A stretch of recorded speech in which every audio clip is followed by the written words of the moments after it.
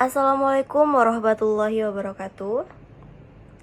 Baik, perkenalkan nama saya Melva Cynthia dari Program Studi Ilmu Hadis Fakultas Usuluddin dan Filsafat UIN Araniri. Baik, tidak memperpanjangkan perkenalan, langsung saja saya akan membahas artikel yang sudah saya teliti. Saat ini, karakter generasi muda dihadapkan pada berbagai tantangan yang serius, seperti pengaruh narkoba, tawuran antar pelajar, kecanduan gadget, dan pergaulan bebas serta lainnya. Hal ini diperparah lagi oleh pendidikan yang lebih mengutamakan aspek materialisme dan kurang menekankan akan nilai-nilai spiritual ataupun ruhiyah. Oleh karena itu, diperlukannya pendidikan ataupun pendekatan yang bisa mengembalikan karakter anak muda agar memiliki akhlak yang baik, terutama melalui pendidikan berbasis nilai-nilai hadis. Maka dari aspek-aspek permasalahan di atas tentang generasi muda, peneliti ataupun saya tertarik mengangkat aspek bertemakan membangun generasi muda berbasis nilai-nilai hadis, paradigma baru, peran agama dalam konteks pendidikan karakter di era kontemporer.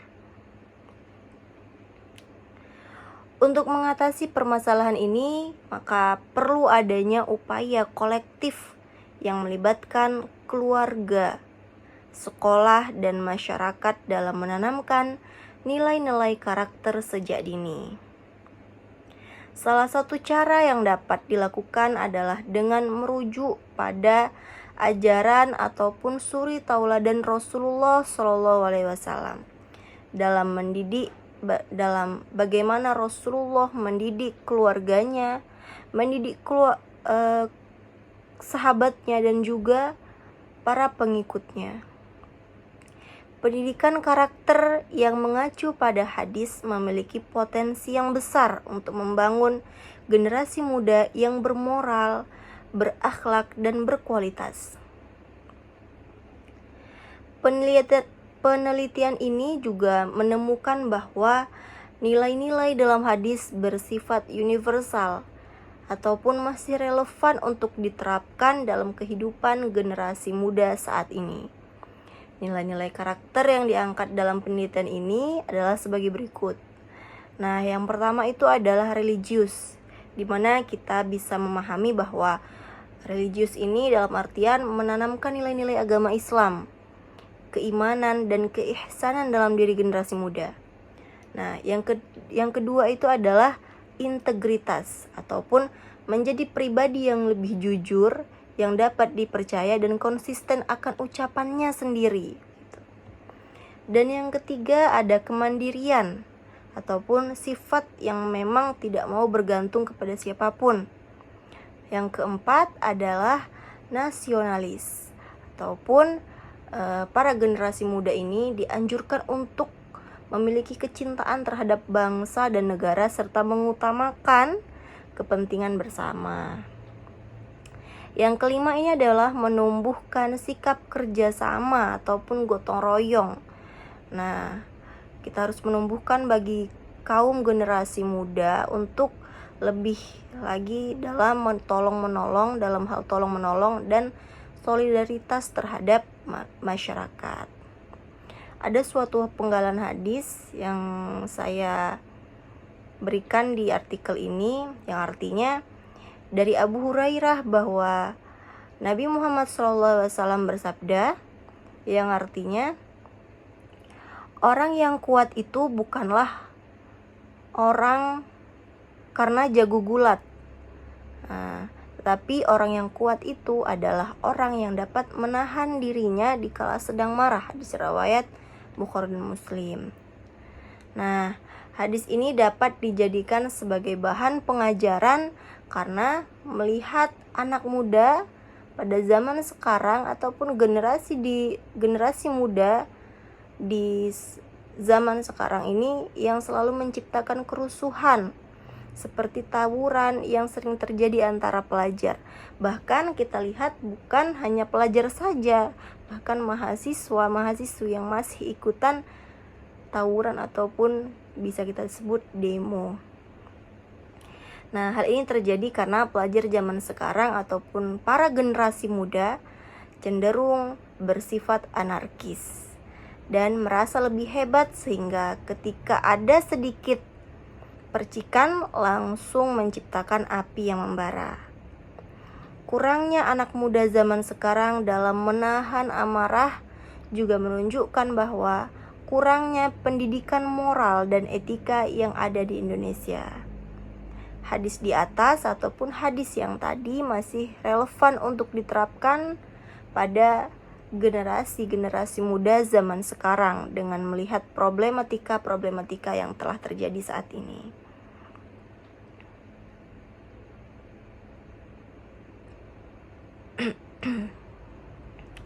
Dan juga untuk mendorong hadis sebagai paradigma utama bagi masyarakat, diperlukannya sebuah sarana seperti keluarga yang bisa dijadikan wadah untuk menjadi penerapan nilai-nilai hadis dalam kehidupan sehari-hari. Karena dengan menciptakannya lingkungan keluarga yang islami akan membangun perlahan pandangan dan kebiasaan yang berlandaskan hadis. Ada beberapa hal ataupun cara yang dapat dilakukan untuk para orang tua dalam hal mewujudkan pendidikan di rumah, gitu ya. Yang pertama itu adalah teladan yang baik. Nah, manakala pendidikan untuk anak sendiri adalah pendidikan yang diperlukan pada keluarga ataupun memberikan teladan yang baik, karena anak sekarang itu kan kayak meniru gerak-gerik orang tuanya begitu, baik itu dari cara berbicara, cara bersosialisasi ataupun emosional yang ditunjukkan. Nah, maka dari itu pengajaran pertama yang paling efektif dengan cara memberikan contoh yang baik kepada anak. Yang kedua itu adalah pendidikan dan diskusi. Manakala pendidikan diskusi ini bisa kita terapkan bahwa kita memberikan hadis kepada anak-anak dan juga kita menerapkannya dan memberikan dan mengajak anak kita untuk berdiskusi dan menerapkannya. Dan yang ketiga adalah pembangunan moral sesuai hadis ataupun memberikan pengajaran dengan membangun moral dari kisah kedermawanan Nabi serta kebijaksanaan Nabi dalam menghadapi perbedaan dan penolakan yang dialaminya. Yang keempat ini adalah penguatan emosional ataupun mengajarkan nilai-nilai empati dan kasih sayang dengan kisah Nabi ataupun sahabat, sehingga membuat anak mengagumi Nabi dan memiliki keinginan untuk mencontohnya.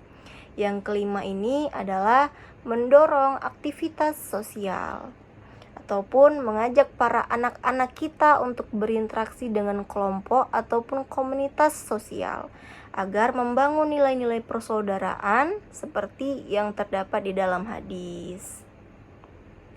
Dengan cara-cara yang telah disebutkan untuk para orang tua dapat membuat anak mereka menjadi lebih berkarakter islami dan memiliki moral yang baik. Dalam implementasinya, pendidikan berbasis nilai-nilai hadis dapat dilakukan melalui integrasi dalam kurikulum, pembelajaran kontekstual, pembiasaan keteladanan, dan pembinaan karakter.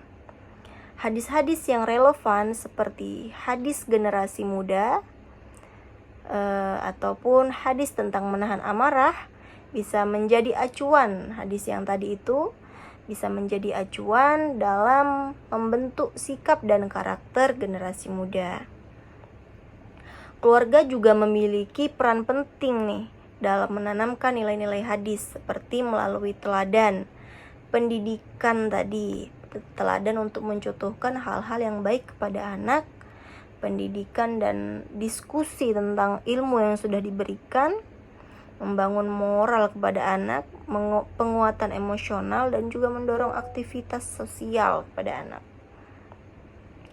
Jadi, dari uraian yang telah saya berikan, maka dapat disimpulkan bahwa penerapan nilai-nilai hadis dalam pendidikan sangat efektif dalam membentuk karakter generasi muda yang berakhlak mulia.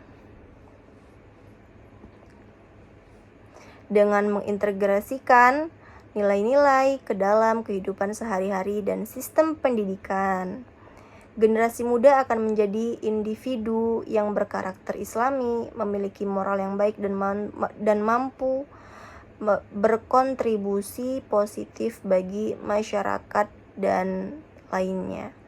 Baik, mungkin cukup sekian dari saya. Wabillahi taufiq wal hidayah. Wassalamualaikum warahmatullahi wabarakatuh.